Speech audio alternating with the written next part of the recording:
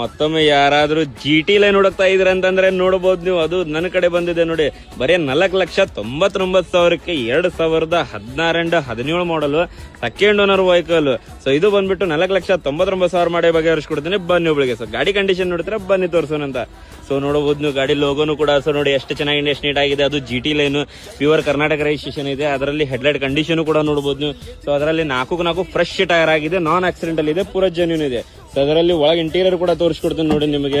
So ನೋಡಬಹುದು ನೀವು, ಒಳಗೆ ಇಂಟೀರಿಯರ್ ಎಷ್ಟು ಚೆನ್ನಾಗಿದೆ, ಎಷ್ಟು ನೀಟ್ ಆಗಿದೆ ಅಂತ ಹೇಳಿ. ಸೊ ನೋಡಬಹುದು ನೀವು, ಸೊ ಮ್ಯಾನುವಲ್ ಟ್ರಾನ್ಸ್ಫಾರ್ಮೇಶನ್ ಬರುತ್ತೆ. ಸೊ ಸ್ಕ್ರೀನ್ ಎಲ್ಲ ಹಾಕಿದ್ದಾರೆ.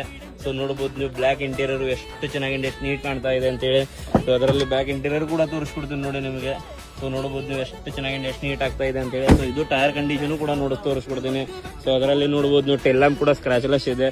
ಸೊ ಅದರಲ್ಲಿ ಇದು ಕೂಡ ನೋಡಬಹುದು ನೀವು. ನೋಡಿ GT ಲೈನ್ ಲೋಗೋ ಎಷ್ಟು ಚೆನ್ನಾಗಿದೆ, ಎಷ್ಟು ನೀಟ್ ಕಾಣ್ತಾ ಇದೆ ಅಂತ ಹೇಳಿ. ಸೊ ಅದರಲ್ಲಿ ಇದು ಟೈರ್ ಕಂಡೀಷನ್ ಕೂಡ ತೋರಿಸ್ಕೊಡ್ತೀನಿ.